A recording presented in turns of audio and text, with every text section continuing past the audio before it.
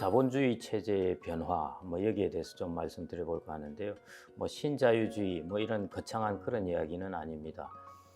세계 자본주의가 2000년부터 이제 한 2020년, 한 20년 동안에 아주 조금 색다른 국면의 길을 걸었는데요. 그 길이 2022년 작년에 여러 가지 이제 사건들이 일어났죠. 그런 것들을 이제 기점으로 해서 변하고 있는 것 같습니다. 그래서 제가 오늘 말씀드릴 부분은 과거 20년 동안 세계 자본주의 체제가 어떠한 체제였으며 앞으로 어떻게 변해갈 것인가 하는 이런 부분을 좀 말씀드려 볼까 합니다. 2000년부터 2020년 대략 한 20년간을 우리가 Great Moderation이라고 부르는데요. 대안정기라는 것이죠. 아주 좀 독특한 기간이었습니다. 그 2001년에 두 가지 사건이 일어났는데 그 당시에는 이게 그렇게 이게 큰 기념비적인 사건 혹은 뭔가의 시작을 알리는 사건일까 이런 생각을 하기는 했습니다만은, 그런데 그게 향후에 어떤 세계의 정치와 경제 체제에 큰 시발점이 되었습니다. 그 첫 번째가 이제 그 2001년에 있었던 9.11 테러, 이제 세계 무역센터에 이제 비행기가 부딪히면서 테러가 일어났던 때였고요. 그 다음에 두 번째가 이제 11월 달에 중국이 WTO 세계 무역 기구에 이제 가입한 것, 이것이 사실은 중요한 두 가지의 사건이었습니다. 9.11 테러는 이걸 중심으로 해서 미국의 이제 대외 외교 정책이 다 변하게 되는 것이죠. 그때 이제 이라크 후세인도 죽게 되고, 그다음에 이란의 이제 핵무기에 관련된 부분에서 또 이란에, 그리고 급기야는 이제 북한이 악의 축으로 규정되고, 그리고 네오콘이 등장하고 등등 해서 미국의 이제 외교 정책이 크게 변하던 때였습니다. 중동 쪽의 이제 외교 정책이 크게 변했죠. 그다음에 이제 경제적으로는 중국이 WTO에 가입하면서 14억 명에 이르는 어마어마한 숫자의 이제 중국이 세계 경제 체제에 편입되게 됩니다. 오늘 말씀드릴 부분은 바로 이 부분인데요. 중국이 세계 경제 체제에 편입되면서 과거 20년 동안 어떤 일을 일으켰으며 이제 이 부분이 종식되고 있다는 것과 앞으로 어떤 일이 일어날 것인가 하는 부분을 좀 말씀드려 볼까 합니다. 중국이 세계 경제 체제에 편입되면서 일어났던 제일 중요한 일이 바로 세계 시장의 값싼 노동력의 공급이었습니다. 값싼 노동력의 공급이라는 것은 결국 값싼 제품의 공급이라는 거하고 똑같습니다. 왜냐하면 제품을 만드는데 이제 인건비가 들어가게 되는데, 중국은 그 인건비가 아주 저렴한 인건비로 물건을 만들어내니까 세계 시장에 아주 값싼 물건을 계속 생산해냈던 것입니다. 그래서 이제 세계 공장으로 기능을 했고, 또 한편으로 이제 세계 시장으로 이제 기능을 했습니다. 우리나라가 외환위기를 겪고 2000년대 들어서 갑자기 성장을 하게 되었고, 그 다음에는 일본이 고령화의 늪에 빠져 있고 저성장의 늪에 빠져 있다가 2000년대 들어서 갑자기 성장을 하게 된 것, 그것들이 다 사실은 중국의 성장 혹은 중국의 세계 자본주의 체제 편입에 기인한 바가 아주 컸습니다. 또 하나 이제 그런 큰 이유 때문에 일어났던 것들이 바로 이렇게 성장은 하는데, 소위 말해 고성장이라고도 할 수 있는데요.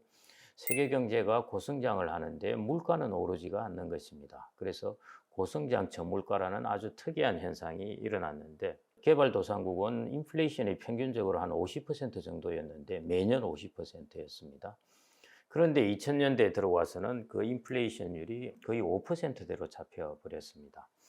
어마어마한 변화를 가져온 것이죠. 정말 고성장과 저물가하고 그레이트 모더레이션이고 완전히 이제 새로운 시기로 접어들었습니다. 선진국들도 인플레이션 타겟팅, 그러니까 인플레이션, 중앙은행이 목표로 하는 인플레이션 타겟을 2%로 설정을 했습니다. 아주 낮은 수준으로 설정을 한 것이고, 그런데 2%로 설정을 했는데 이 2%를 넘어서는 게 아니라 인플레이션은 실제로 2% 밑을 하회하는 일들이 많이 발생을 했습니다.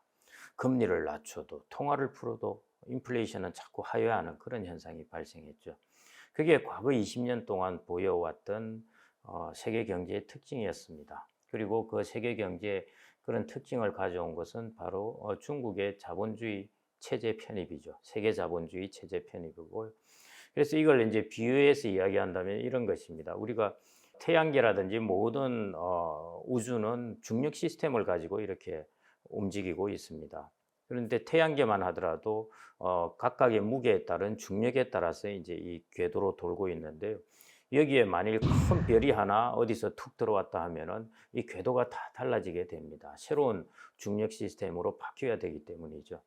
그래서 2000년 이전에는 세계 경제가 이렇게 잘 운행이 되고 있다가 2001년 중국이 이제 WTO 가입을 하면서 태양계에 커다란 목성만한 별이 뚝 들어와 버린 겁니다. 그래서 전체적으로 세계 자본주의 체제의 움직이는 방식이 확 달라져 버린 것이 과거 20년 동안의 모습이었습니다. 그런데 이제 이게 종식을 알리는 것이죠. 벌써 수년 전부터 이것에 이제 종식을 알리는 신호들이 조금씩 나오기 시작했는데 그 신호가 확연하게 드러난 것이 바로 2022년 작년이었습니다.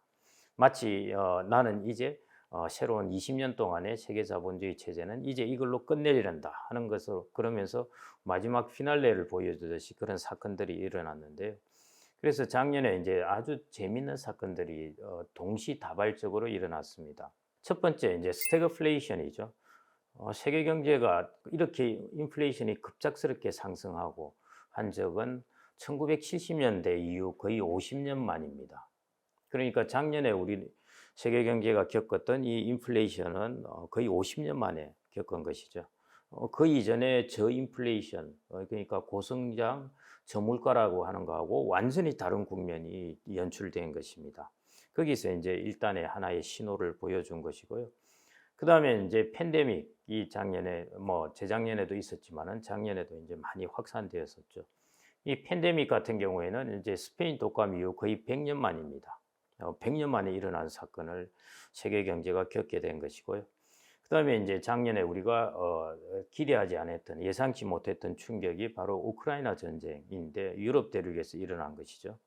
유럽 대륙에서 일어난 이런 큼직한 강대국이 약소국을 그냥 탱크를 밀고 들어간 사건은 독일이 폴란드 침공 이후 거의 80년 만입니다. 이것도 아주 특별한 그런 사건이죠. 그러다 보니까 작년에도 아주 또 특이한 일이 일어났는데요. 실질 단위로 본 세계의 부가 거의 마이너스 25%, 거의 25%가 감소한 것입니다. 그게 거의 150년 역사 동안에 이렇게 이제 주식과 채권을 포함해서 전체적으로 부가 이렇게 감소한 적은 150년 이래 처음이었습니다. 이 파이낸셜 타임즈에서 그래서 이제 이 데이터를 플라팅해 놓은 이 그래프를 보시면 아실 수 있는데요. 우상향 쪽에 보이는 채권 수익률도 좋고 주식 수익률도 아주 높았던 것들이 바로 우리가 코로나 기간에 보였던 것입니다. 금리를 아주 다운시키면서 채권 가격도 오르고 주가도 급등했던 때가 이때 수익률이었는데 2022년에는 이게 완전히 이제 대칭적인 구조로 아주 150년 만에 최악의 수익률을 기록했었습니다. 보시면 2022년은 채권 수익률도 그리고 주식 수익률도 모두 마이너스 단계에 접어들었습니다. 그래서 우리가 주식이 60%, 채권을 40% 이렇게 가지고 있다고 하더라도 작년 같은 경우에는 포트폴리오의 수익률이 마이너스 20%가 되는 아주 특이한 해였습니다. 한 걸음 이렇게 떨어져서 2020년을 바라보면은 야, 도대체가 이런 일들이 동시다발적으로 일어날 수 있는가 할 정도로 큰 충격들이 있었습니다. 50년 만에 일어날 일, 80년 만에 일어나는 일, 한 번씩 일어나는 일, 100년 만에 일어나는 일, 150년 만에 최악의 수익률 이런 것들을 이제 보였던 그런 해였습니다. 그게 어떻게 보면은 우리가 과거 20년 동안 보여왔던 중국이 많은 값싼 노동력을 공급하던 그 시기에 그 기간에 이제 종식을 알리는 그런 신호라고 볼 수도 있겠습니다. 그러면 이제 그 신호 중에 제가 한 두 가지 이 BCA 리서치의 리포트에서 재미있는 그림이 있어서 제가 가져왔는데요. 미국 같은 경우는 아시다시피 이제 코어 PCE 인플레이션 타겟을 이제 합니다. 그냥 인플레이션 타겟이라고 보시면 되겠습니다. 2%를 가지고 이제 타겟을 하는데요. 여기 0이라는 선은 2%그 선입니다. 선이고요. 그거보다 넘으면은 인플레이션이 그걸 높았던 것이고 그 밑에 있으면은 인플레이션율이 실제로 그거보다 낮은 때였습니다. 2000년부터 2020년 한번 보시죠. 2% 밑에 거의 항상 있어 왔습니다. 가끔 우리가 보면은 인플레이션율이 2%를 더 상회한 적이 있긴 합니다만은 대부분 그 밑에 수준에서 유지되어 왔습니다. 그런데 작년, 재작년 이때부터 보면은 인플레이션 타겟이 이 범위를 훌쩍 뛰어넘어 버렸습니다. 이렇게 훌쩍 뛰어넘었을 때 우리는 여기에 대해서 이제 두 가지 판단을 합니다. 물론 세월이 한 5년, 10년 흐르고 나면은 확실한 사실을 알 수 있겠지만은 투자를 하는 사람들은 이 데이터를 가지고 불충분하나마 판단을 해야 됩니다. 이것이 일시적인 것인가? 그래서 다시 2% 밑으로 떨어질 것인가? 아니면은 이러한 충격은 퍼머넌트한 것인가? 그러니까 이제 앞으로 인플레이션 타겟이 2% 밑으로 실제 타겟 2% 밑으로 인플레이션이 유지될 확률은 거의 없다고 봐야 되는 것인가 하는 것이죠. 근데 통상적으로 제가 이제 경제 데이터를 보아온 걸로서는 이 정도의 큰 시약이 들어온 것은 그게 그냥 우연히 그렇게 된 게 아니라는 것입니다. 대부분 이 정도의 큰 시약이 들어왔을 때는 뭔가 지각의 변동이 우리가 다른 말로 하자면은 구조적인 변화가 있었다고 보통 판단을 합니다. 그래서 이 데이터에서 우리는 뭔가 과거 20년 동안 중국의 값싼 노동력 공급에 따른 낮은 인플레이션이라는 그런 이제 세계 자본주의 체제의 변화가 일어났다 이렇게 이제 볼 수가 있겠습니다. 저는 이제 이 그래프를 보고 그렇게 판단을 했습니다. 여러분들도 이 그림을 쭉 보시면은 확연히 다른 그런 모습을 볼 수가 있습니다. 그 다음에 이제 두 번째 그림이 또 이제 재미있는 그림인데요. 이 그림은 이제 뭘 나타냈냐 하면은 하나가 명목 성장률입니다. 우리가 보는 성장률에다가 물가 상승률을 더한 것입니다.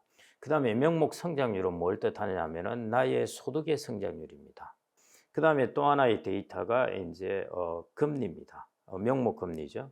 자, 우리가 명목 금리는 뭘 뜻하느냐 하면은 내가 부채를 가지고 있을 때 부담해야 될 비용입니다. 그런데 과거 20년 동안의 기간을 보면은 명목 성장률이 명목 금리보다 높았습니다. 그 이유는 그것은 무엇을 뜻하냐 하면은 나의 소득이 나의 부채 비용보다 항상 빠른 속도로 증가를 했다는 것이죠. 그 말을 다른 말로 표현하면은 나는 얼마든지 부채를 일으키더라도 부담이 없었던 기간이 과거 20년이었던 것입니다.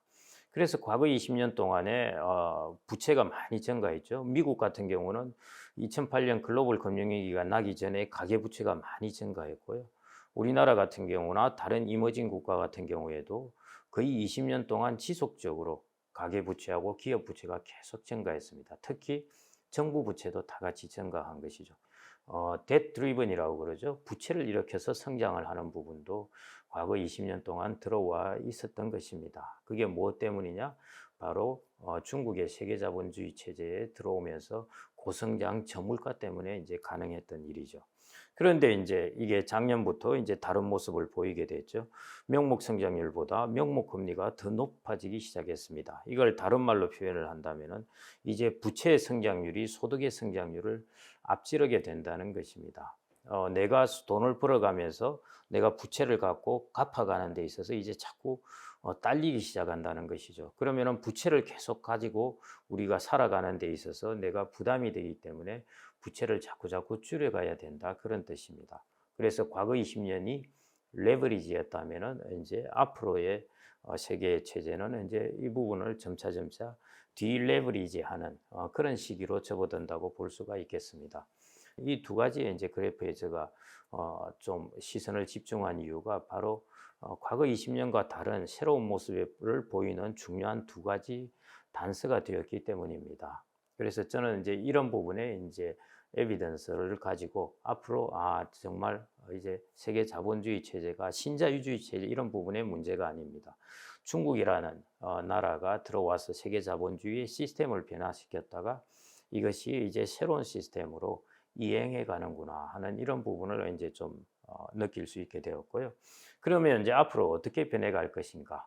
과거 20년 같은 경우에는 이제 Great Moderation, 대안정기라고 그랬다면은 이제 앞으로의 모습은 이것을 대역전을 시키는 것입니다. 이제 Great Reversal이라고 이제 이름을 붙였는데요. 그래서 이 이제 찰스 구다트가 이제 이름을 붙인 것입니다. 이런 쪽으로 이제 흘러가리라고 보아지는데 그래서 제가 한 5가지 특징을 좀 뽑아내 봤습니다. 첫 번째, 이 그레이트 리버설에 일어나는 제일 첫 번째 특징이 중국의 고령화입니다. 과거 20년은 중국이 젊은 노동력을 세계 시장에 마구 쏟아내었다면은 앞으로 일어날 일에서는 중국이 이제 드디어 늙어가기 시작합니다. 중국이 늙어가면 무슨 일이 일어나느냐? 세계적으로 물가에 영향을 주게 됩니다. 인건비가 올라가면서 물가에 영향을 주게 되는 것이죠. 그게 이제 그린스펀이나 영국의 찰스 구다트 교수가 지적한 바입니다. 그래서 앞으로 새로운 패러다임이 일어날 첫 번째 중요한 특징이 14억의 인구를 가진 중국이 늙어간다는 것. 그 다음에 두 번째, 명목 성장률보다 명목 금리 수준이 과거처럼 명목 성장률이 훨씬 높았던 때가 아니고 명목 금리가 높아지면서 일어나는 일이 이제 세계는 레버리지에서 한동안 디레버리지로 간다는 것입니다. 디레버리지로 간다는 것이 지금 가지고 있는 부채를 절대 수준으로 줄인다는 것이 아니라 부채가 증가하는 속도가 훨씬 완화된다는 것입니다. 그러니까 부채를 가지고 드리븐하던 그런 시대는 지나간다는 것이죠. 그래서 딜레버리징이라는 것이 이제 한 몇 년 동안에 일어날 일들이라고 보아집니다.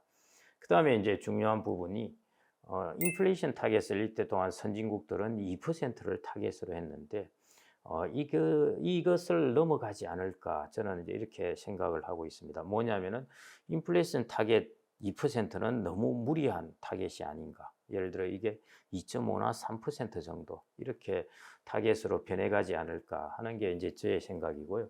그러면은 이 타겟으로 변해갈 때 동안 어떤 일이 일어나느냐? 통화당국은 오판을 할 수밖에 없는 거죠. 뭐냐면은 2%로 인플레이션을 타겟으로 하려면은 생각보다 계속 긴축을 하고 금리를 높은 수준에서 유지해야 되는 것입니다. 그래서 좀 과하게 경제를 좀 쪼을 수가 있는 것이죠. 3%로 타겟을 한다 그러면은 금리를 긴축을 훨씬 덜 해도 되는데 2%로 타겟을 하면은 그런 부분에 문제가 발생하는 거죠.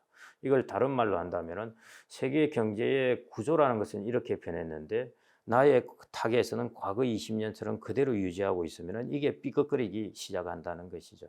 그래서 이런 부분이 앞으로 일어나지 않을까. 인플레이션 타겟 2%가 조금 무리가 되는 그런 상황이 오지 않을까. 그렇게 이건 제 이제 개인적인 판단입니다. 그렇게 생각을 하고요.